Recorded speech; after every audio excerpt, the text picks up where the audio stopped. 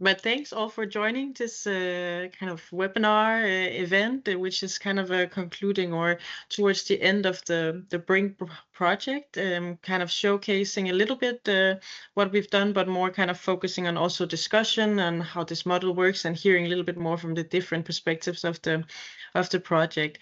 So as I said, my name is Johan Juhl. I'm a project manager at CLEAN, the Danish Water Environment cluster, and we've been leading the project management. So I will start out with just giving kind of a brief presentation of BRINC in the broad strokes, and then I think throughout these 2 hours we'll get deeper into the different activities that we've done and different recommendations and results.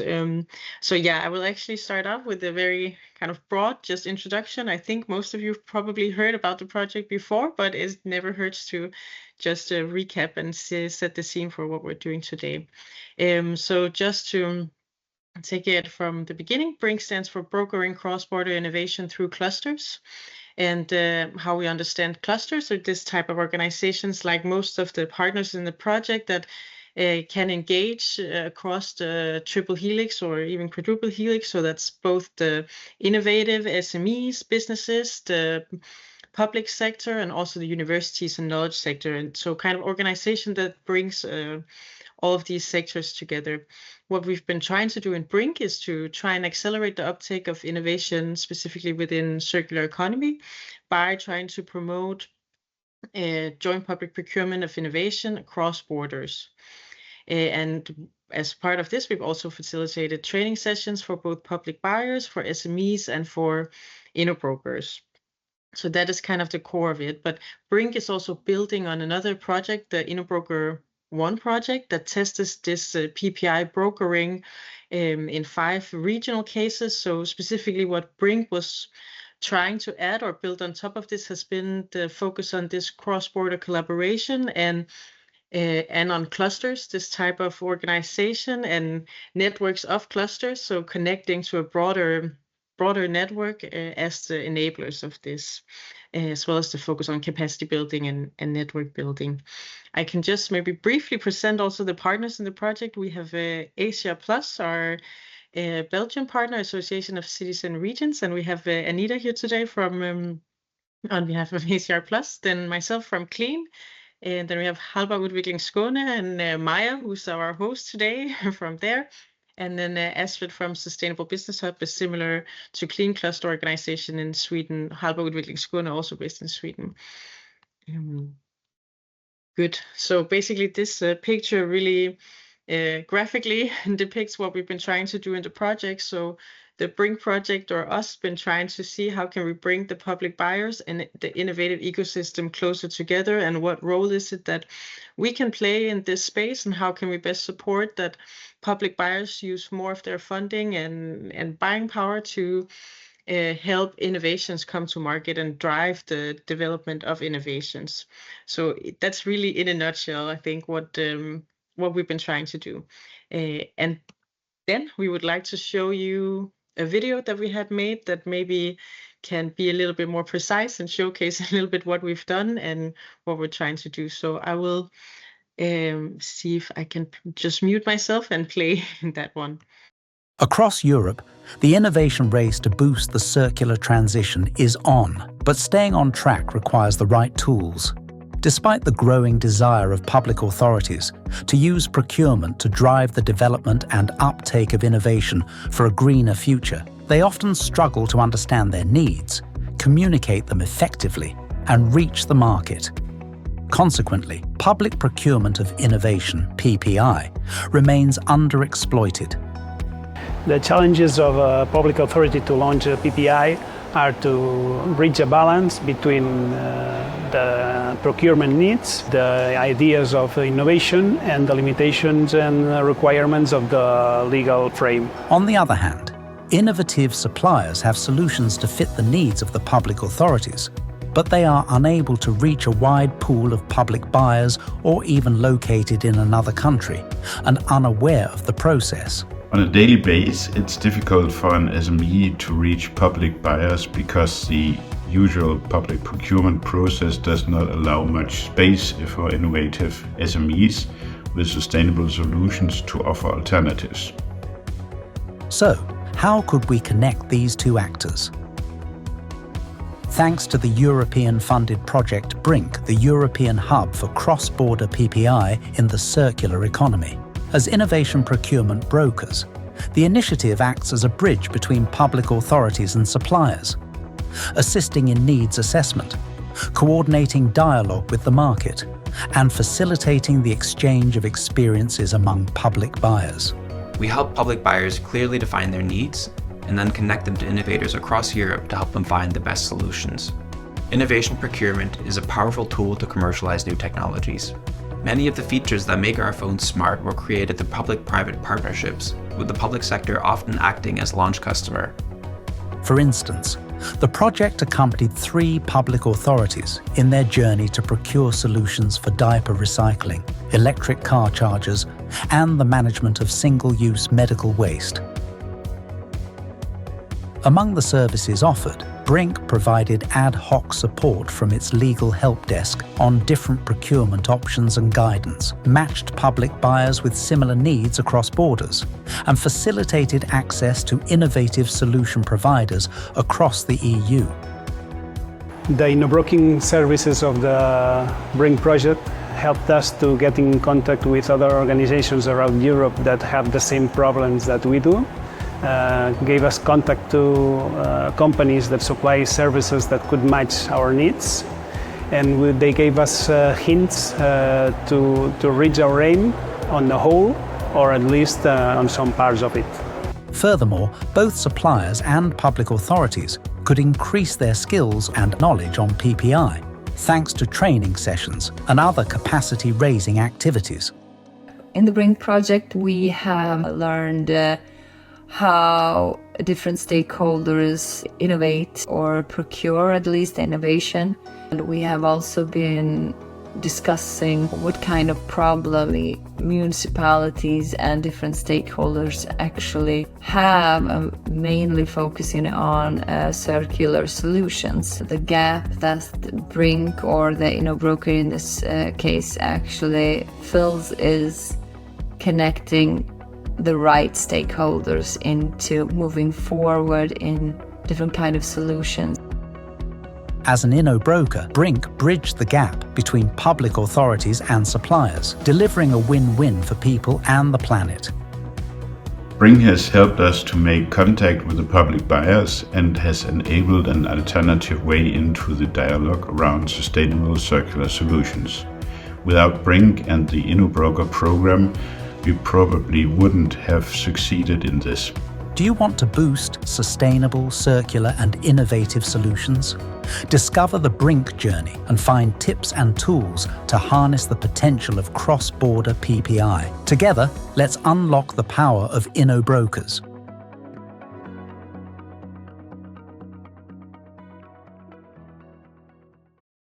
Thank you. Yeah, so that is a little bit of a condensed what we've been doing and working with and how this concept of Innobroker's work.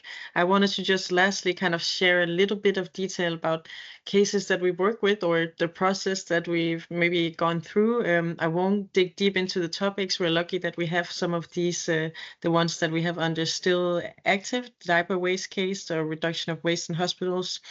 We have both the representatives from those cases here, so you'll hear things about those or dig deeper into those later. Unfortunately, Lotta, who knows about the EV chargers, has been sick, so she won't be able to attend today, but we might have some insights as well. But basically what I wanted to try to share is the way that we've been working has really been to engage with the public buyers and see what needs they had. Then trying to see if there was any kind of cross-border interest, as this was a focus of ours, and then slowly see if we could progress the needs up in this kind of going from the need to the market engagement to the final procurement. But it's also clear there are a lot of these, right, where many things can end in many ways. So sometimes we just had a needs workshop, maybe there was not a specific need they're ready to take into innovative or innovation procurement. Sometimes we've really identified needs and also matched them with public buyers. But then in the end, they found out maybe, oh, we have actually a solution already that we need to look into, or there wasn't this cross-border interest, or in the end there was maybe, and there's a lot of market dialogue interest, but the solution needed was maybe not one of innovation. So it's just to say that we've kind of worked with a lot of different topics, but quite interesting to engage with also many of you who are here today on different needs with public authorities. And then today we'll dig a little bit deeper into the ones that we've kind of progressed furthest and where we're closer to the procurement, and hear from them how the process has been. I think that's it for me at least for now. So I can maybe hand back to you, Maya. So for the next part, we are going to talk to one of our public authorities that we have been helping in our project, as well as two of our project members as well, or partners. So I'm going to hold this panel called Pre-Tender Phase, the support of Innobroker in refining needs and supporting dialogues with the market. And as Johan said, we would have had Lotta here as well, but she is out sick, unfortunately. But so I would like to highlight myself and Jordi, Astrid, and Anita, and I will stop sharing for a bit, and we will have a little talk about this part. So thank you. So Jordi, you're our public authority that we have been working with for quite some time now. And who are you, and what organization are you coming from, and what need have we been working with you? Well, my name is Jordi Pujadas. I work in the ICS, the Institut Català de la Salut. That means the Catalan Health Institute. We are a health services provider to about 6 million people in Catalonia. We are a public supplier of health services. We are the biggest public supplier of health services, actually. And well, we spend a lot of time in environmental management, and we've been working on our hazardous waste, healthcare waste that's hazardous, and we've been working on it for a long time. We have it very controlled. We know what we have and what to do with this waste. But we have another kind of waste, that's the healthcare waste, that's not considered non-hazardous. It has the same treatment as urban waste, goes to landfill or incineration, just as the city waste. And we identified that there was a lot of material that we were throwing away that may have the possibility of valorization, reducing, recycling, whatever that was best than disposing. That's what we're doing now. So we started to look for solutions for this waste, this amount of waste that we have about 14,000 tons a year of that. So it's a lot. And well, we started looking at what to do with the whole of that, or maybe some parts of it, give it some solutions. And that was our aim, to find solution for that valorization of part, a list of that waste that's non-hazardous. And somewhere here in that point in time, you got a hold of us Innobroker in the BRINC project. So how was it meeting us and getting information of what we could do, and what did we do for you? Okay, well, we had made a consultation to the market here in Catalonia.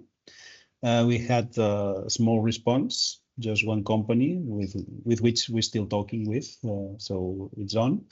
But was a small response for us, and the participation in the BRINC project gave us several things. One of them is getting in contact with other public authorities in the healthcare sector all around Europe that was finding the same problem that we were having.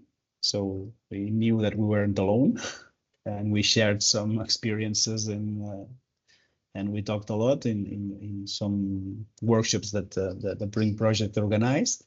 And there were other workshops with possible suppliers of solution for our need in this healthcare waste. And in fact, in one of those workshops, we got in contact with Materials Fund, with Ingo, that's around here, I've seen. And well, we are talking, and we are in a pre-tender stadium, and we're working. And well, public authorities, we are slow. So, and the suppliers maybe want us to be quicker, and we can't, unfortunately. But we're working on it, and I think we will reach solutions with them. That we're looking forward to it.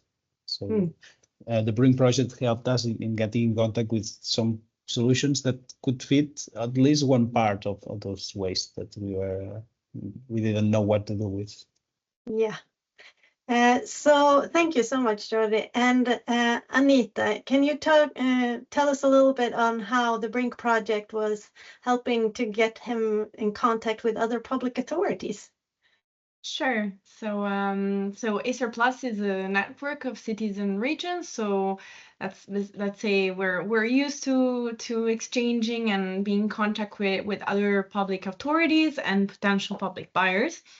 So we really try to use our network to find other public authorities, and in particular in the hospital healthcare sector, that may have had a similar procurement or are also having the same questions that ICS is currently having. And we tried to set up some bilateral meetings, for instance, with the hospital in Ghent, Belgium. We actually will have a follow-up very soon.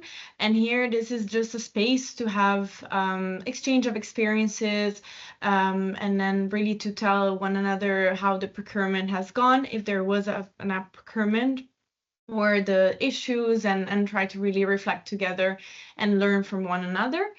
So that was one important aspect of the collaboration we had with ICS. And that in the process can actually also help other public authorities to maybe jump on board and follow the example. That was the case from another hospital in Spain that was interested. So we hope to share the learnings from ICS case with this hospital and really try to capitalize on what we learned so far. And Astrid, in the market dialogues, how has the consortium helped Jordi and other public authorities? Yes, well, we started off actually where you had ended your contacts with Jordi, seeing and funneling the real challenge that you have. So to be on the right track, we started off with ensuring that we had understood the challenges correctly, because the invitation that we were supposed to send out to companies and stakeholders were based on the challenges that you, Jordi, had mentioned. And we wanted to ensure that the companies invited were familiar with the perceived challenges of ICS. After that, we made a selection of potential solution providers and other stakeholders of interest that could give valuable input to the discussion. The selection was based on desk research and the list of participants in the prior online workshop, but also on prior knowledge of potential suppliers within the BRINC ecosystem. Well, setting up the actual dialogue meeting was not rocket science. We started off with a presentation with Jordi telling us all about the present situation at ICS and also the challenges that you have, repeating them again, so we all had them fresh in mind. And after that, we invited each solution provider and stakeholder to make a very short presentation of their solutions. And we wanted to hold that bit very, very short because we wanted to focus on a discussion and an exchange of knowledge, because the aim of the preliminary market dialogue was to learn more, to discuss existing solutions and solutions under development for recycling of single-use sanitary safety material. Thank you so much. So Jordi, now that you have been working with this and having the help and getting the contacts with us, sorry, Anita, do you want to jump in beforehand? Just following up on Astrid's comment, just that we are still working for 2 more months on the BRINC project, so maybe Astrid can can let the audience know that we're here to help them if they need it. Yes, actually, you have told everything already, Anita. This process, as you say, this project is still running a couple of months, and we still have the possibility to help public authorities to arrange and carry out preliminary market dialogues. So if you find it interesting and valuable to have this support, please reach out to any one of us, either by contacting us, or if you feel right now, yes, this is what I want, write it in the chat. Yeah, the questions and answer part. Thank you so much, Anita, for remembering being our memory. So Jordi, in working with us, have there been any pros and cons or learnings or something that you want to share? Well, it's been we had an opening our mind, because we were looking for a solution for the whole of our waste that maybe was an impossible thing, and the BRINC project made the contact with solution providers, solution suppliers, that maybe it was not for the whole, but it was a possibility to fraction it, so to leave solutions to part of it, so it could reduce the amount that goes to a landfill, and that was a change of mind that was helpful to us, and in fact that was achieved, and found solutions for other things, because I've been talking for non-hazardous waste. But in the process, we maybe have found the solution for a part of our health hazardous waste with blood collection tubes that we are now sterilizing and then throwing to landfill after the treatment. And that was not our focus, but maybe we have found a solution for other things. So it was a mind opening. So that. Talking with all you and the other organization and the suppliers made the change on us. Yeah, if I remember, we had a physical meeting in Brussels, and I guess that's when you really got to have a conversation within a group with different or with other public authorities. And if I remember correctly, that's where that epiphany came to you, right? Yeah, that's it, because I saw that other organizations had made steps forward on one material or one part of that waste. So why can't we do that also? Now we're working on the sterilization wrapping. That's a part of that waste that we're throwing away now. That it's not. If we avoid it, it won't get in contact with patients. It's still clean, so we can make a segregation before it gets it converts into healthcare waste. So maybe we'll take it away before. So it's and I saw that on that meeting with someone from the Netherlands, I think, that was doing that, and it changed our minds. Yes. It's really important to be able to speak to other public authorities as well as the market, I guess. Yeah, it was very useful, really. So now you're in sort of a phase where you are entering the world of innovation procurement. Are there any challenges that you have been facing that you want to rise, or has it all been smooth? No, it hasn't. Anything is easy here. Well, we are exploring the possibilities. We surely will take the help of the legal help desk that can help us on finding the ideal procurement model of in innovation. We also have here there is an institute here in Catalonia that it's dedicated to innovation on the healthcare sector, and they doing also some innovation procurement processes, and so we've got in contact with them because they have experience here. But as the procurement will be with a foreign company from another member state of the European Union, the help desk of the BRINC project sure will help us because we have knowledge and experience in local processes, but not in international. So sure will be of help.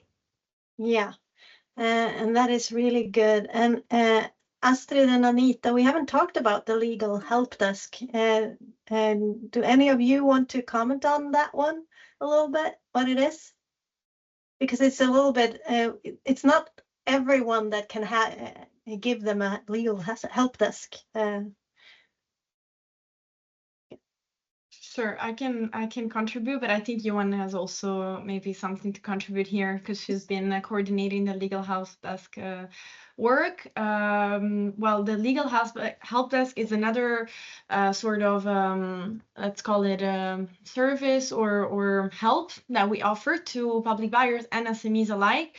It is a lot to do, of course, with documentation, templates that can be useful, but also a sort of consultancy, ad hoc consultancy regarding a specific procurement or potential procurement, what can be the best kind of format to go with, and so forth. So that was also something put to the service of our public authorities that we have been assisting, but others as well. I'll let Johan also maybe pitch in if I forgot anything. No problem. Thanks, Anita. I think it was pretty good, but yeah, maybe can just mention also a bit of a challenge in that regard, because I think even though it is the EU and same rules and one market, I think at least for the budget that we put aside for a legal help desk, you really need a really big law firm if they need to have the very, very specific expertise in all the different countries. There are still very country specific things to be aware of for law firms, and of course, which is good, law firms are very they need to really know if they are going to advise on it, of course. So I think we might have thought in the beginning that it could be a bit more specific, like down into the procurement support that we get from the legal help desk. But what it turned out was more, like you also said, Anita, this kind of guidance consultancy, and did you think about these different possibilities for doing the procurement? This is a model of how it could look, making the overall templates of what can you do, what can you not do, and really giving these tools to think about it in a little bit simpler way and guide us to not get confused with or too stuck up on all the legal details. So I think that was the main role of them, and then we tried to keep it a little bit dynamic to see what was actually also learn what was needed from the public buyers. Thank you for jumping in, Joe. Yeah, Anita. Oh, now hands are coming up. Anita first. No, just to complement that, another very useful, I think, contribution from the legal help desk is some parts of the trainings we held more focused on legal aspects of procurement. So we will share also these resources for those who don't have them yet, because our trainings are all being recorded and the presentations are available. So that is also something that you can check out maybe afterwards for your knowledge and interest. Thank you. Astrid, you also. Yes, great, Anita, that you mentioned the training sessions in combination with the legal help desk. That was exactly what I also wanted to mention, because as you say, we have recorded the training sessions, and especially in the last ones directed to small and medium-sized companies, the legal help desk was active and making presentations and asking questions. So do have a look at these recordings if you are interested to learn more. Thank you. I'm putting the link to the trainings in the chat, by the way. That's good. Okay. And put it in the question and answer part and not in the chat part. Yes, thank you. Okay, and maybe I would add some of the challenges that you were asking me about. Yes, go. There's one that, as I said at the beginning, we are very big and we buy a lot.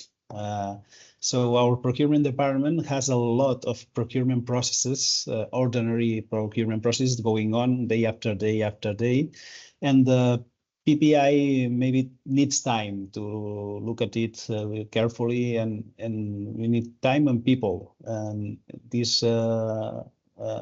day-to-day work doesn't give that chance to give that time. So that's what is slowing us down right now. Maybe there's a chance that sure other public authorities share with us.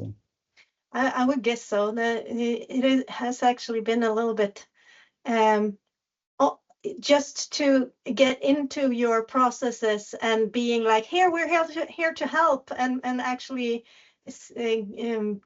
showing that we can give you a little bit of extra time. It's hard even to get the time from you to present that. That's it. Yeah.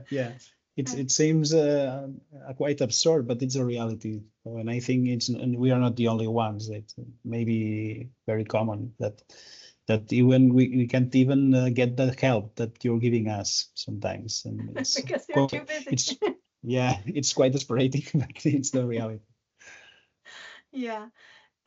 We have actually gotten a question in the chat that I will lift up here. It's a three-way thing here, and it's how did the project reach the potential solution providers? You'd answered that a little bit, Astrid. And there was in any moment a process to establish a direct contact between procurers and companies to make possible the to clarify questions before the live innovation pitch session, and if yes, was this information shown to everyone, every potential interest? I guess this is the transparency question actually, and if we got a hold of everyone and so forth. Anita, do you want to answer it first? No, that's a follow. That's for later. Okay. So Astrid, could you you have the question in the question and answers as well. So if you click that, you can see the full potential. But how it was a desk research, you said, to find the companies, and did you give any information beforehand and answer any questions before this innovation? We didn't have any questions, thanks to probably, I would say, our fabulous invitation, which covered the challenges that Jordi had, and also in the other cases where we had preliminary market dialogues. But as you mentioned, we made a desk research to find the companies and actors to involve. When there had been a prior workshop or online meeting, we also invited the participants, of course, in these meetings. And we also relied heavily on the network that we have, each of us working within this project, and also our respective organizations have. So it was a combination of everything, and during the process, we learned and we found more companies and stakeholders. Like we had a couple of months ago, just before the summer, we had a preliminary market dialogue on the theme plastic and circular economy. And of course, in that case, we could invite a lot of the companies that had been invited in the market dialogue with Jordi.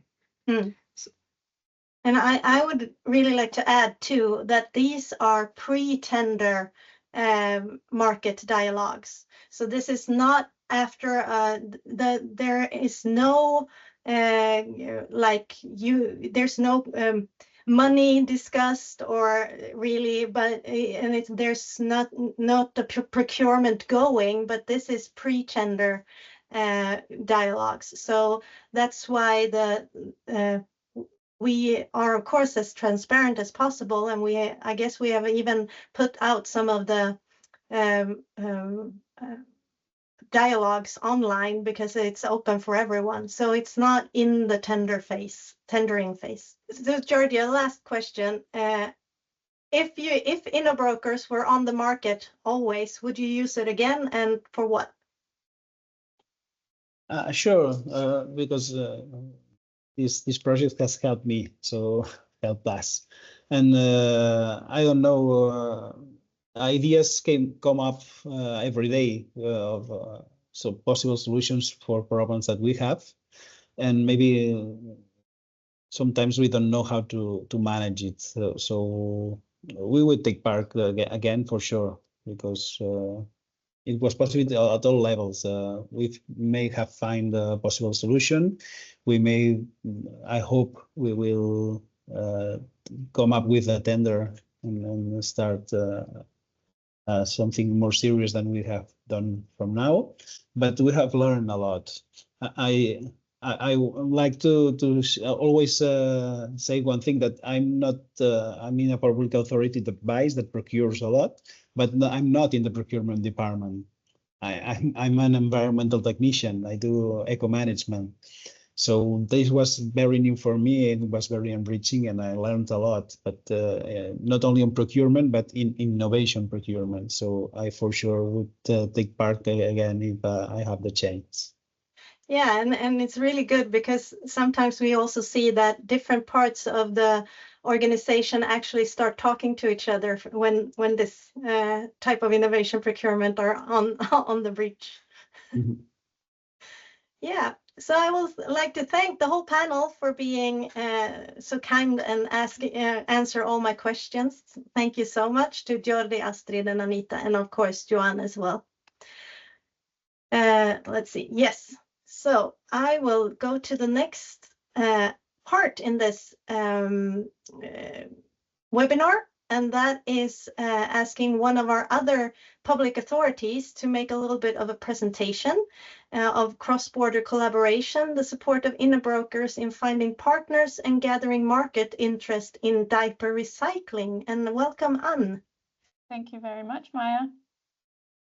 Okay, yeah, so I'm going to share with you a little bit about how we have gotten some very good support from BRINC during our project about diaper recycling, or at least in some part of the project, because this has turned out to become quite a long project about diaper recycling. But so I come from the city of Copenhagen and the technical administration, and in my department we are in charge of systems for recycling, so we have to collect waste from the citizens and find the good recycling solutions.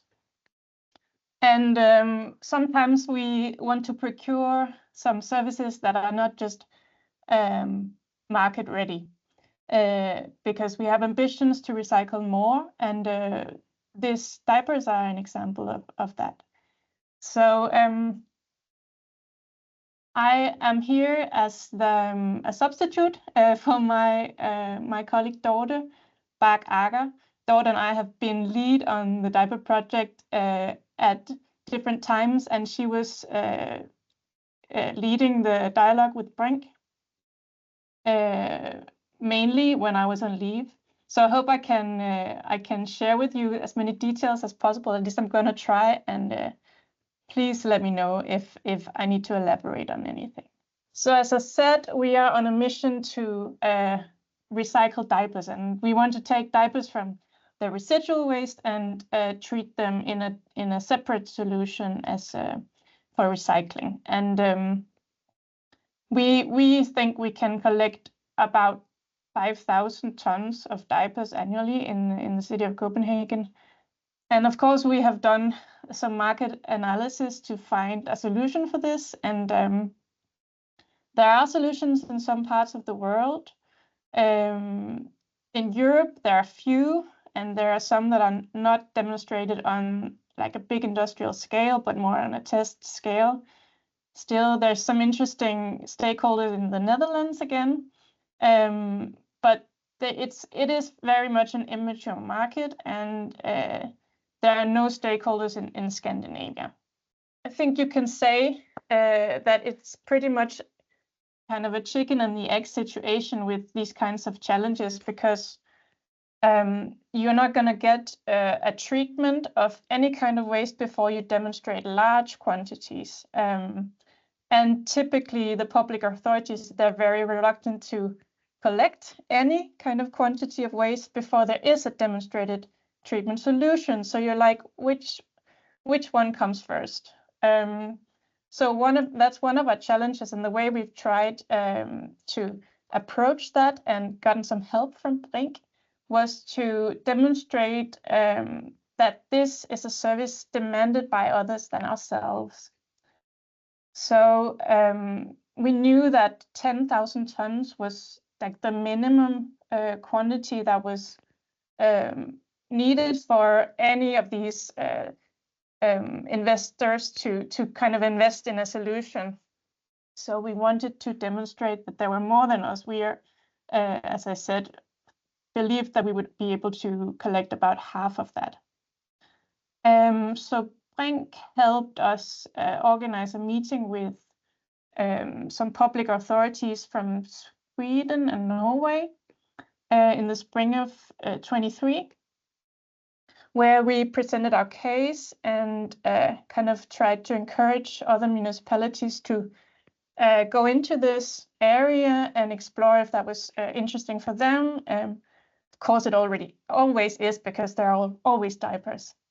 And so what came out of this was a number of letters of intent. We asked everyone who was interested to know more and to pursue this to write a letter of intent that we could include in our tender material, so that we could. There's no guarantee, but it's like well, it shows interest from more than us. This was in the process of our first round of tender, or preparation of the first round of tender. That was spring of 23.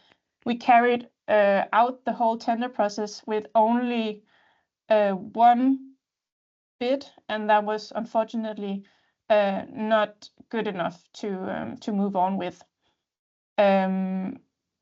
So we were like a bit bewildered at that point, and we knew there were different paths to take. Another tender, maybe with negotiation, or different kind of paths of innovative procurement. So we used BRINC at that point to get some legal advice, to just know what were the different paths to take. We also had a meeting that BRINC arranged with some other stakeholders to aid the thinking process and to reflect on the situation.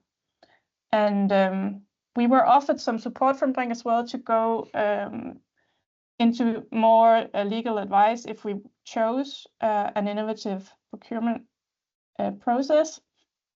In the end, our market analysis showed that we had another round of a market dialogue, and it showed that the relevant stakeholders, they would be interested in making a bid if we did at some tweaks with the tender materials and changed some of the conditions in that. So we knew they told us that at least two of them were very likely to make a bid. And that's why we didn't move on with those innovative, more different kinds of procurement. Yeah. And in the second round, BRINC also arranged that we could get some more letters of intent. So we ended up with 6 of them, covering a large part of Sweden. And So to sum up, we have had some very good support from BRINC, especially in like demonstrating that we can scale up demand. And we've been using the very extensive network that you have shared with us. Astrid and Johan and Maya, you've been very helpful with this. And of course, valuable legal support. So we were grateful to have the support, and thank you very much. Thank you so much, Anne. So Anne, you talked a little bit, you just touched upon it, that you the second time were thinking about potentially going into an innovation partnership as a procurement methods, and pros and cons with not doing it and doing it. And can you elaborate a little bit on that? Yeah, so I think the question is, like, at that point, we had two big stakeholders on the Danish recycling market telling us that they knew technologies providers that could fit this need, and they were ready to make the bid. So in a sense, I think we kind of concluded that if that was the case, then it wasn't really innovation, right? Because they said they had the solutions at hand and they would be ready to move forward and bid on this. But then on the other hand, it's not really demonstrated very convincingly, at least. So it sort of is, but to us it would have been, I think at that point, a larger investment to go into some different procurement process, because there has been some innovative processes in other projects, but not that much experience is in-house. So I think we kind of lent towards the safer path that we knew. But I think the big con in that sense is that the market stakeholders that we wanted to bid from, they don't really you have to take their word for it at that point, like 6 months ago when they told us that they would bid. And you can't really ask for documentation at that point. You can't really get anything for sure. You just have to say, okay, if you say you're going to do it, then we're sure you're going to do it. And then, of course, I need to share with you where like the current status of it is that we had one of those, they both got pre-qualified, and one of the two stakeholders, they withdrew. So now we have one stakeholder still in the running, and we, of course, if we get a good bid from them, then we can move forward. But there is a risk that we won't. And I think it's that risk that kind of looks big right now. And also we have had all the waiting time where we were just hoping they would be preparing something, but you can't really know for sure because they're so far away in this process. So I think doing it differently would get the stakeholders closer, and you could develop more next to each other, if that makes sense. Yeah, so learning about like an innovation partnerships might actually take a shorter amount of work and hours than waiting for them. It might. We don't know. No. And well, we didn't have this information that one would withdraw, but we knew it was a risk. Yeah, of course. And that is so it's risky both to do an innovation procurement method, and also it could be a risk of doing it the old-fashioned way also, right? Yeah. Okay. If anyone has any questions for Anne, please write them in the question and answer part of this or the section of questions and answers that you have on top. There's two bulbs, two round things and above the speakers that you can press and have answer. Yes, let's see. So we have one. Thank you for the presentation case. Sorry, it was not clear what was the procurement process you followed.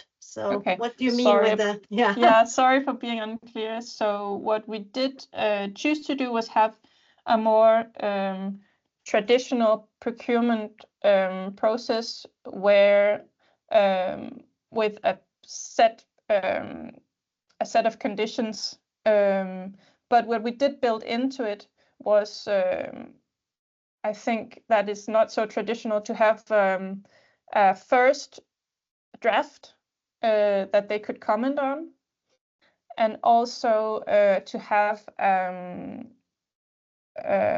2 rounds of negotiation planned.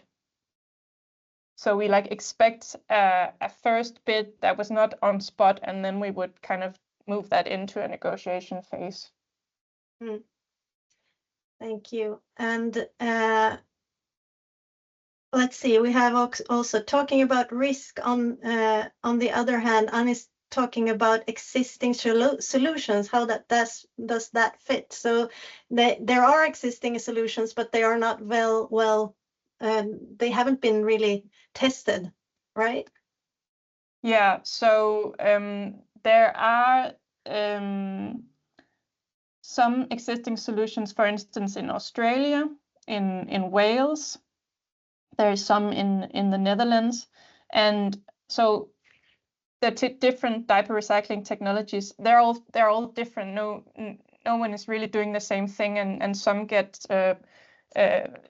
clean monomaterial streams out, like plastics and celluloses, and other technologies. They get a composite product, like cat litter, for instance. They mix the super absorbers with the celluloses, and they get a product that is cat litter. So we knew that the solution closest to us in the Netherlands, they have some challenges currently with their wastewater, so they're actually not ready to scale up. So that's what I mean with they are in operation, but still it's not like the one solution that can just be upscaled to everyone. So we knew, for instance, that they were not going to make a bid on us because they had their own challenges at the moment. So it's like it's on the market, but they're just not there. They're just not bidding when we offer. You see? Yeah. Because it's not fully developed. Yeah. Does that make sense? Yeah. For me, it makes sense. But if you have follow-up questions, please write it in question and answer, and Anne perhaps can stay on for a few more minutes and check the question and answers. And if you're still with us at the end of the show, we can also lift them verbally. But please keep having questions there. We are not alone in this. Actually, it was a project before us that was called Innobroker, and that BRINC is a follow-up project of that. Also, so is also the P5 Innobroker, the sister project. So we were 2 projects working with this, one up more in the north of Europe and one a little bit more south. Well, we have spread a little bit south as well, but so something like that. And now we will have a joint presentation with Maja Lukic-Gabrovac. Is that correct enough?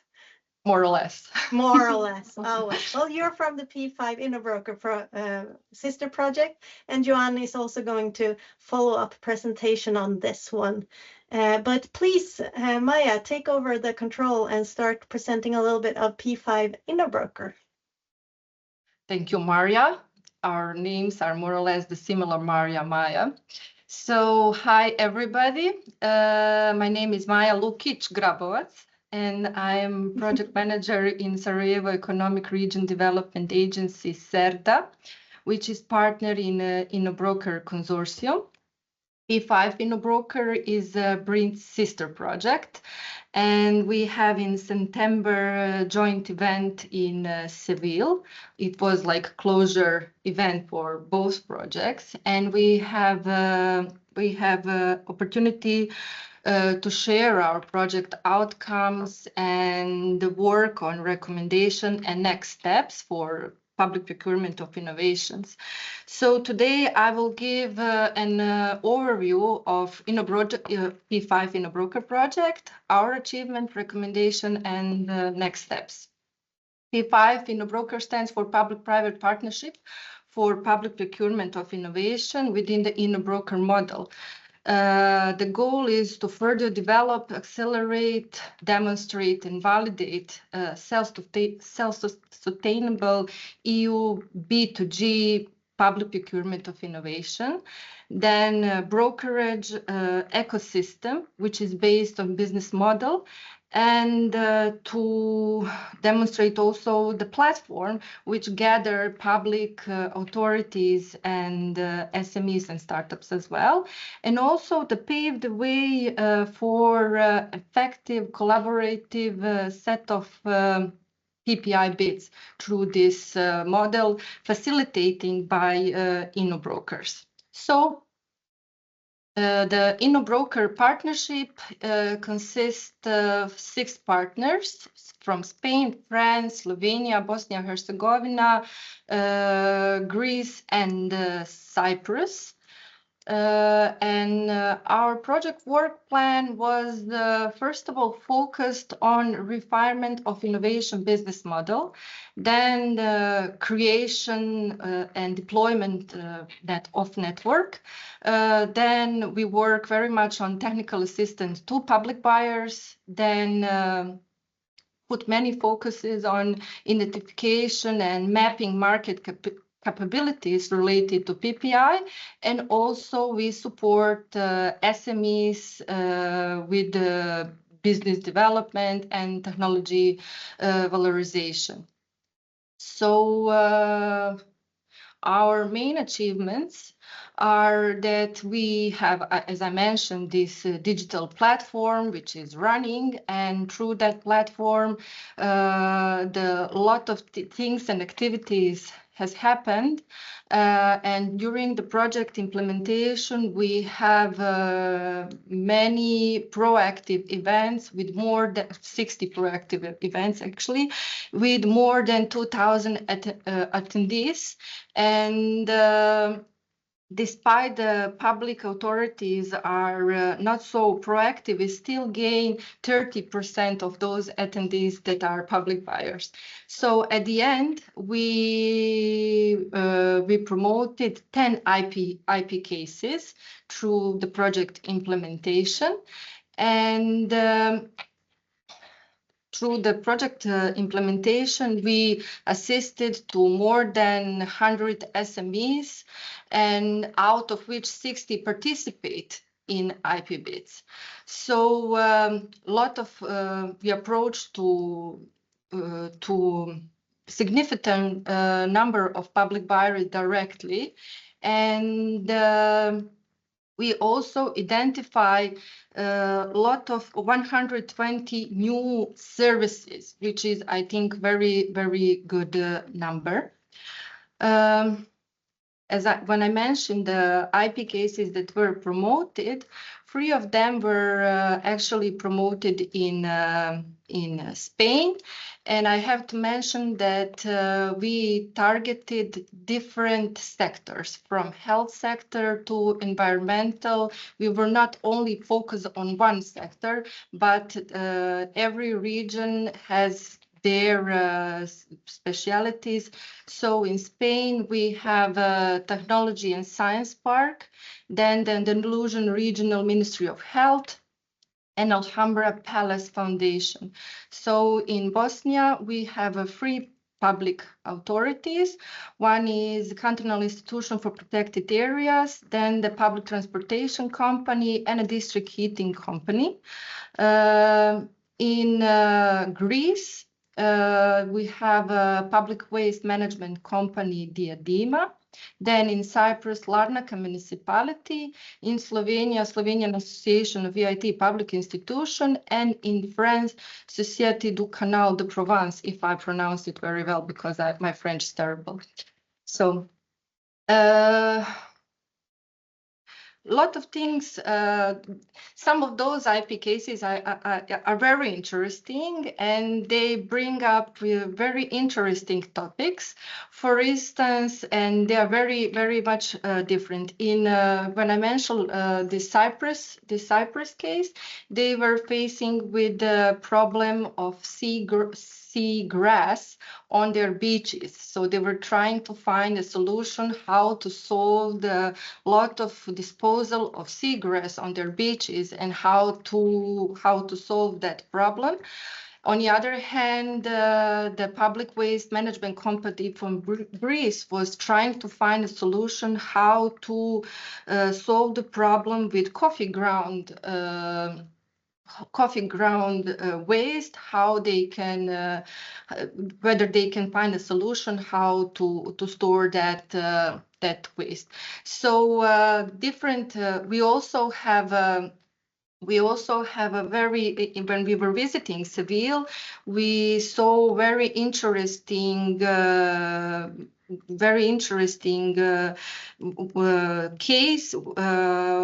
It was the wastewater plant as a result of successful IP bid. So what our main findings, and when we are right now at the end of the project implementation, is that there is a lack of IP background. Their staff is still a bottleneck, and that's why the education and the trainings must be reinforced. Also, some partner countries have unfavorable or undeveloped legal IP framework, and that can be a problem. And we also find that in some regions, ad hoc solutions are the approaches that they take. So a lot of some of countries rely more on EU co-financing, and but also most regional EDRF supported programs, they have lack of IP provision allocations. So also the length of IP customer journey is very long. So sometimes they face with a lot of barriers, lack of internal staff, supervision of politics, then a lot of administrative changes, and whatever you can imagine, what barrier can happen to public buyer, it can happen. So the journey is length, but on the other hand, the IP brokerage service works very well for long-coming IP bids, especially when helping SMEs and IP promotion and support to IP SMEs dialogue. So our main finding is shown here. It's the bottleneck, and we have to share awareness and to do more things and local context in consideration. And what is still need, have to be the lot of issues regarding the loyalty and advocacy. So at the end, last but not least, key finding is that innovation procurement brokerage service is not linear, not continuous, but multi-level task prone. So as you see, and thank you very much. I try to be, there are a lot of activities in recent period. It's very hard to put everything in very small presentation, but I think during this project activities and a lot of activities that we done in our region was the mind changing. Because I know there is a lack of money, but things can be done differently. I'm more or less open for your question if there is any. Yes, and so far we can you can write them in the chat. We will have a question and answer part in the at the end of the show, and then you can raise your hand, and I will allow your mic and your camera to be put on if you raise your hand in that aspect. But we will continue with Yuan, and please write your questions for Maya in the question and answer part, and we will ask them out loud if we get some. Thank you. I hope it's better with my connection now. Yeah. Good. Yeah, that's lucky. Okay, but I'm just gonna also go a little bit into then from the BRINC side, what were kind of the barriers that we saw or lessons learned, and it's always really interesting to also hear from the P5 Innobroker project. I think lots of different things that we've done, like in different projects, but so many similar like learnings and things. So it's been quite nice to always share also this progress with you. A few kind of, I've started to just list here a few of the barriers that we faced or maybe challenges throughout.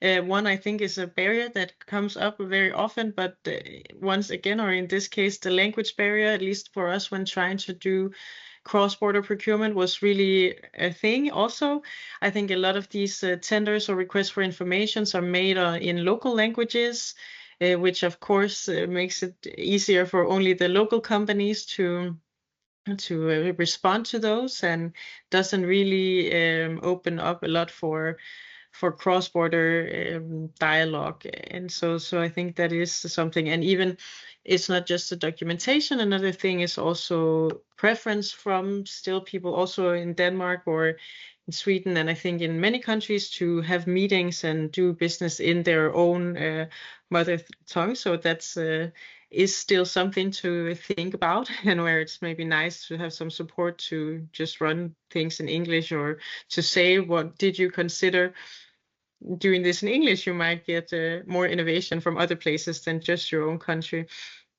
And it's a little bit related to also the legal barriers. There are still a lot of differences, I think, from country to country, even if it is the European market and the public procurement is also open across the borders. There are just still legal differences that you need to be very aware of, and a little bit of a different kind of legal barrier. But I also think that we experience a lot of maybe uncertainty or like strict interpretation of these market engagement rules, or some that there's a conception that it might not be allowed to do a lot of dialogue, or it's kind of very cumbersome because you need a lot of documentation or extensive. And I think it's not for all, but I think there might be also a need to help see that this can be done without it being really a documentation nightmare, and it doesn't have to be very complicated.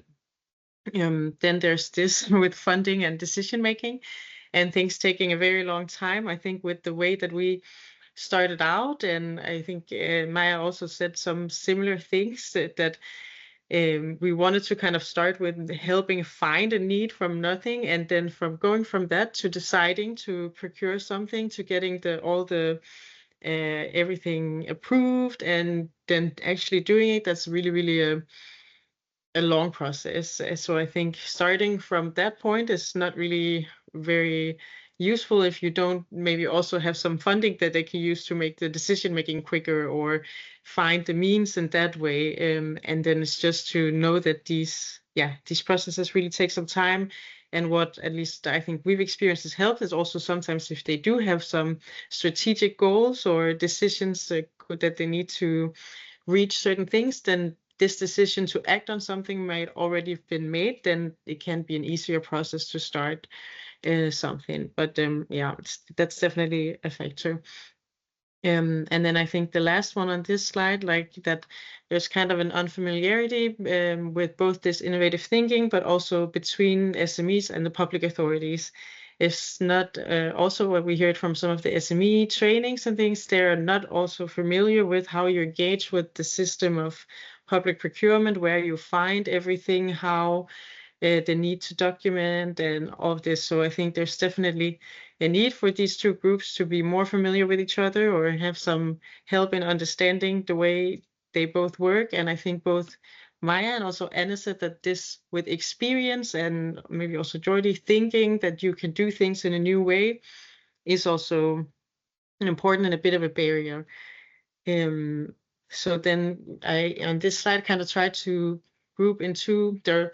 We think that there's a lot that Innobroker can do, of course, but here I wanted to highlight maybe kind of two functions that I think we've also kind of heard throughout. One is this kind of inspire and help change the practices and mindset, like really helping being someone that can promote this way of thinking, promote that procurement can be a strategic tool, it can be used to develop innovation.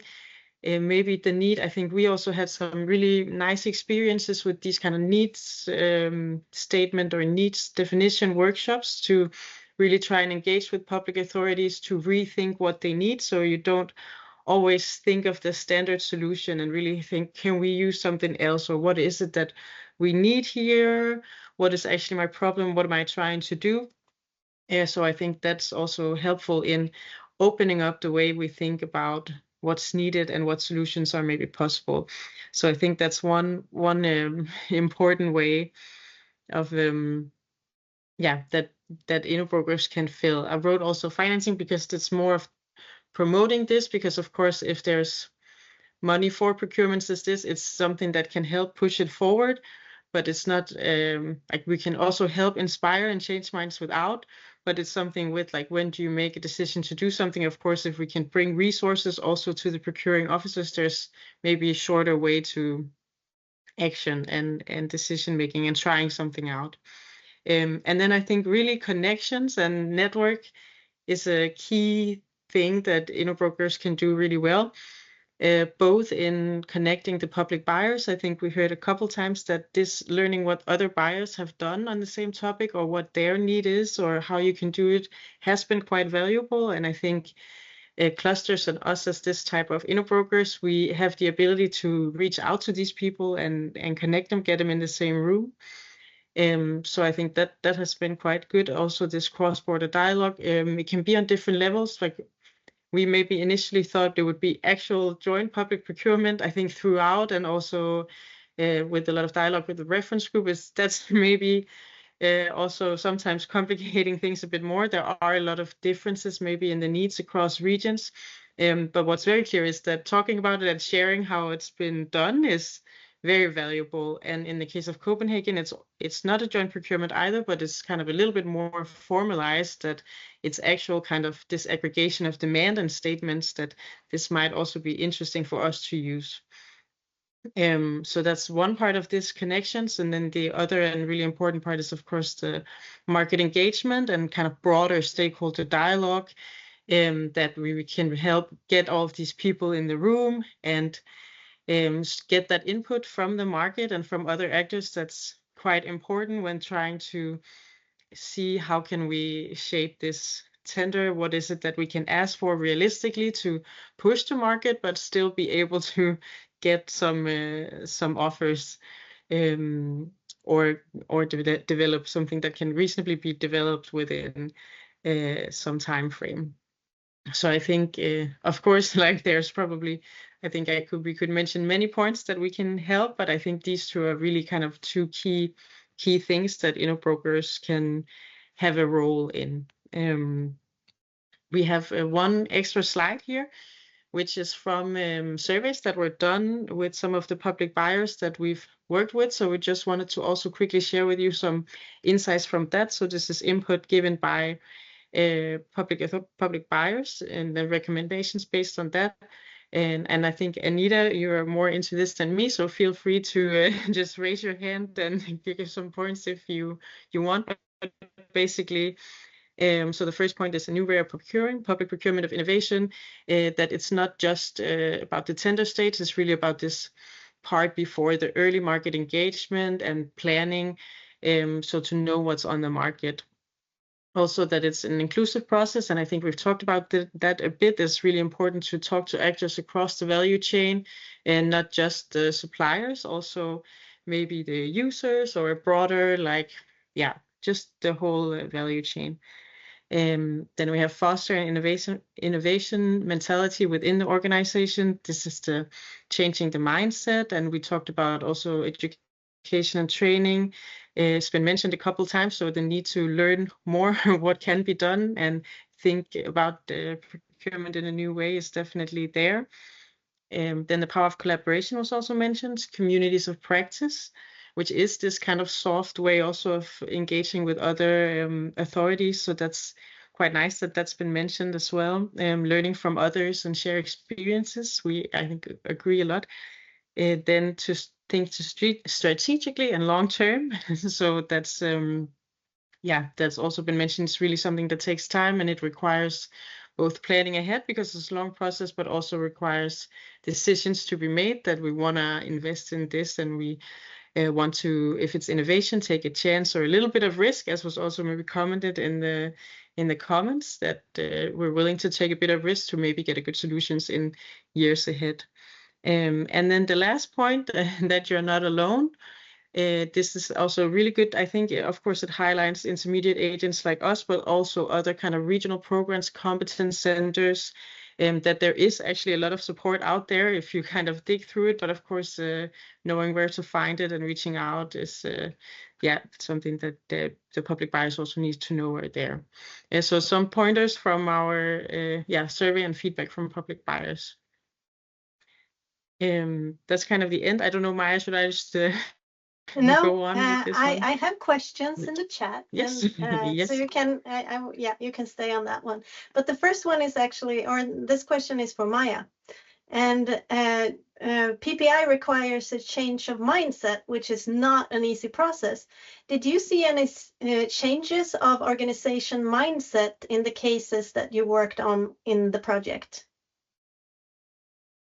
Yes, and also our partners witnesses such cases. I can say particularly in our region, while we were working with one public authority, we witnesses the organization mindset change, because in that particular public authority organization they are divided into the divisions, and those divisions doesn't work at all together. So first of all, when it's time to talk about the innovation, the whole team must be engaged, and everybody must contribute and must be familiar what the innovation is all about.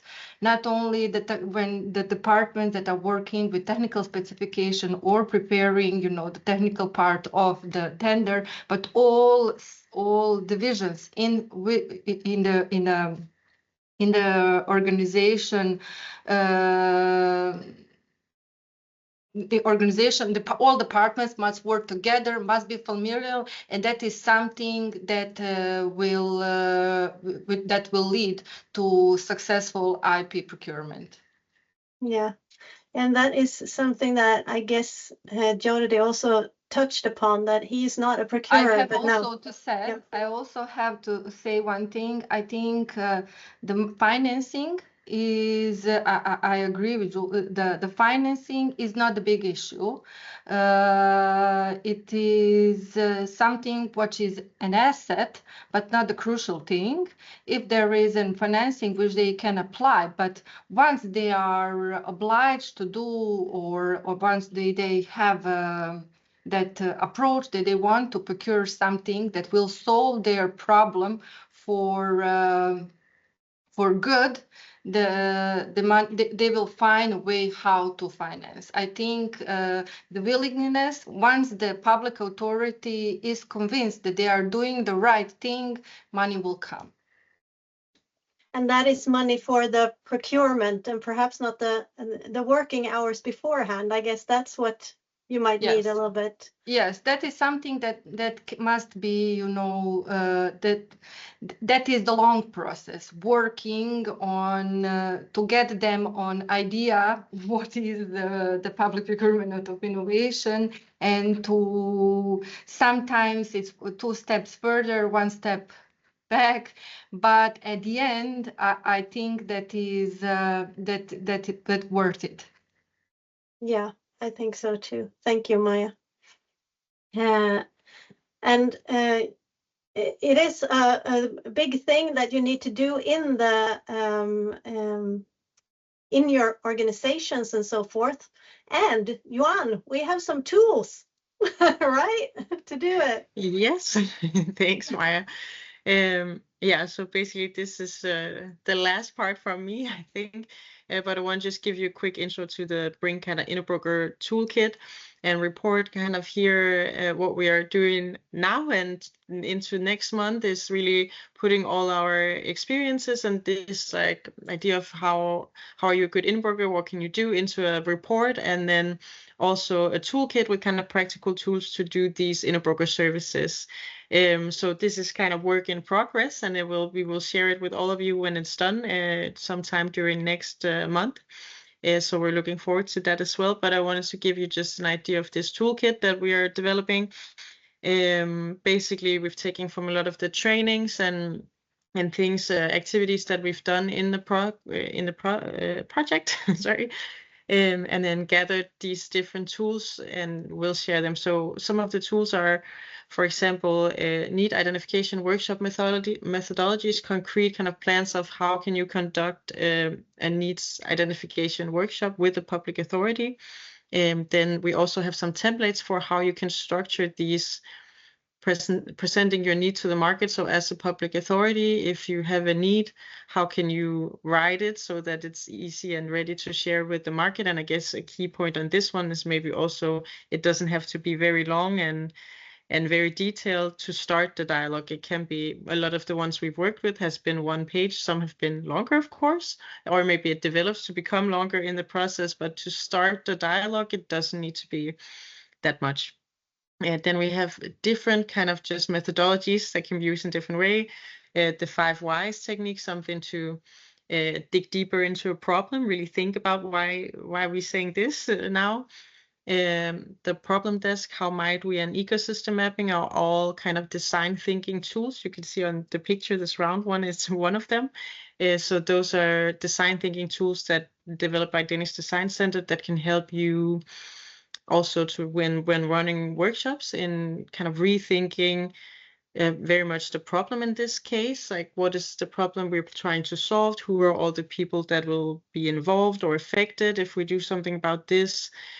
So really think about a project broader, and this we've used it a little bit in the process of maybe changing a little bit the need or the statement. Yeah, what are we looking for? Maybe we think in the first place.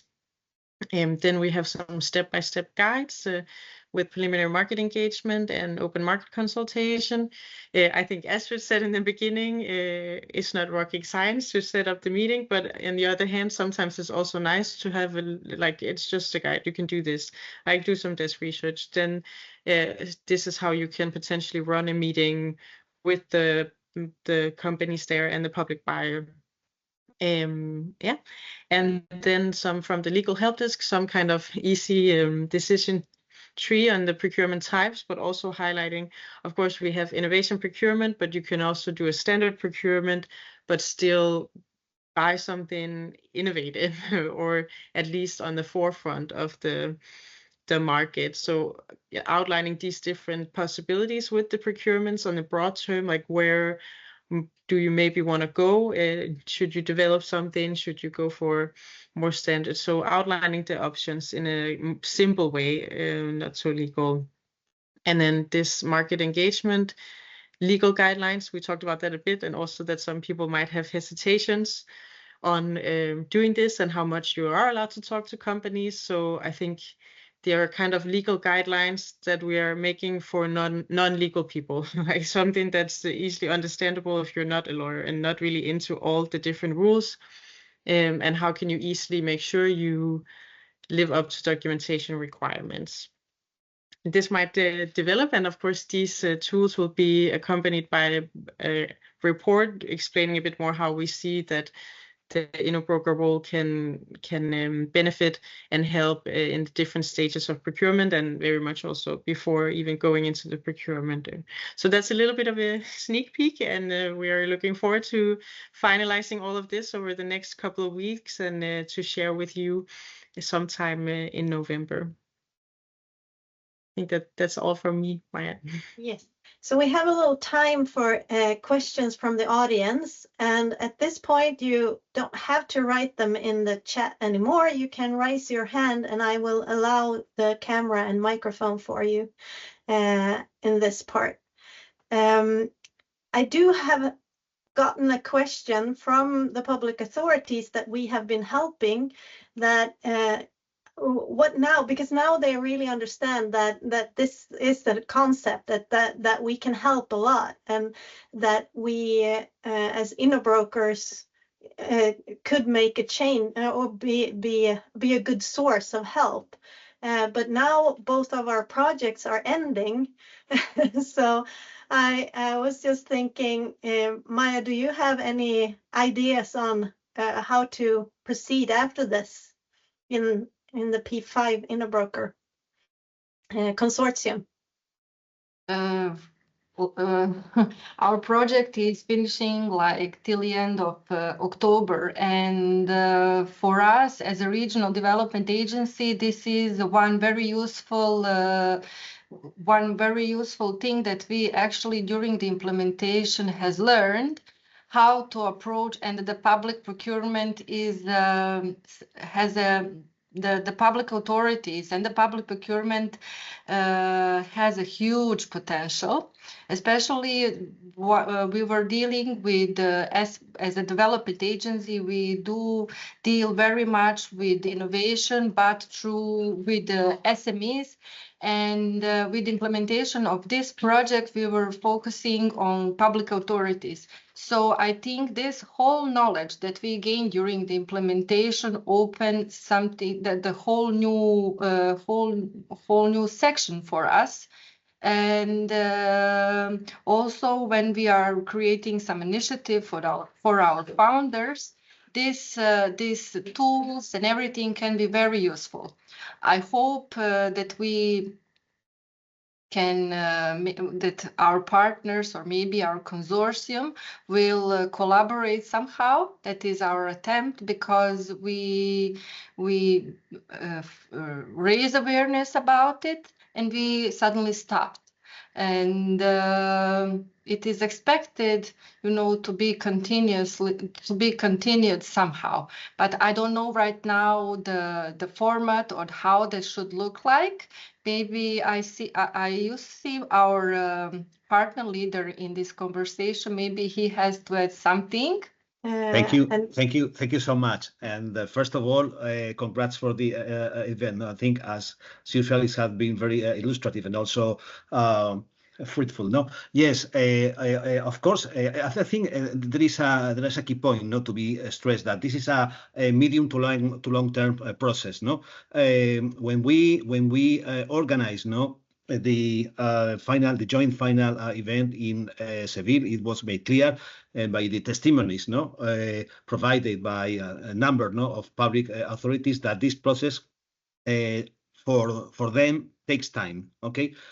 So they need more time to finalize what they have initiated. No, in some cases we have managed to have the process nearly over, but some more cases need further advancement. And one way or another, we will be there with these public buyers and also with the interested parties, SMEs, startups, and spin-off or whatsoever. No, so. The partnership will be going on formally or informally, going through this process in the near future, hopefully also with further support from the EU. But regardless of it, we have clearly identified that this service is necessary, as we have been expressed by our customers, and we will set the formal or informal networking or even stronger alignment way to go on with it. Yeah, thanks. Thank you so much. Because this is and perhaps also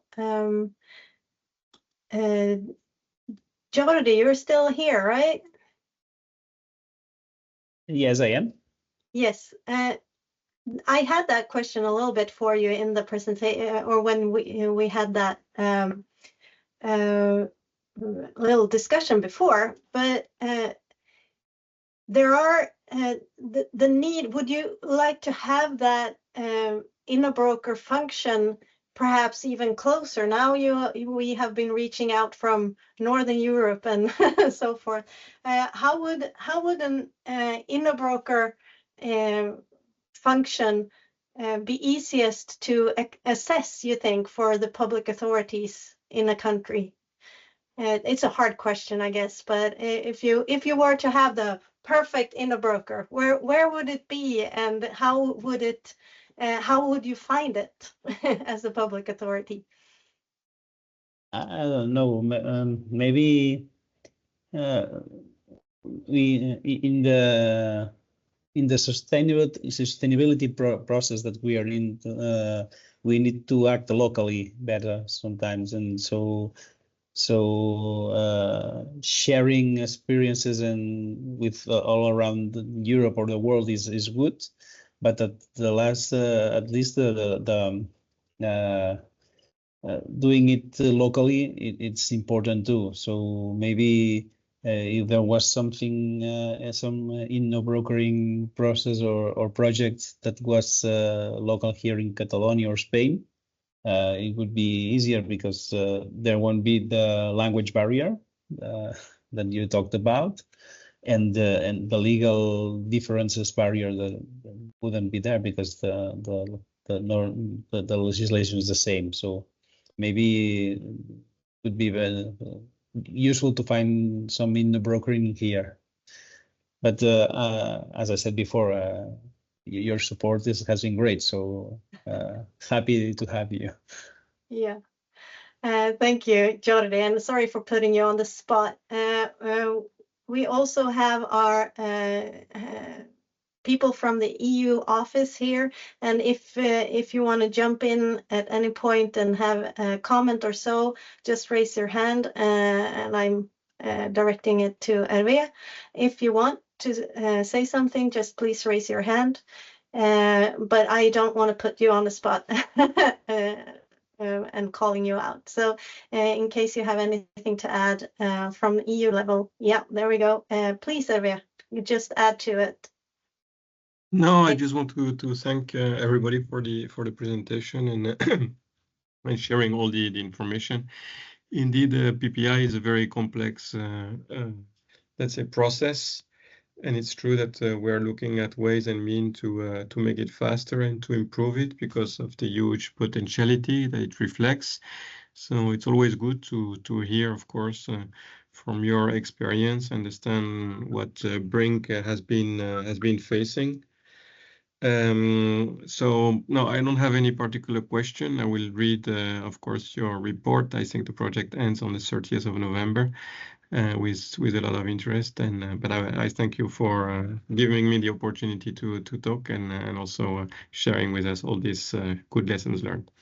Yeah, thank you, Hervé. And but you are still talking about it on the EU level, right?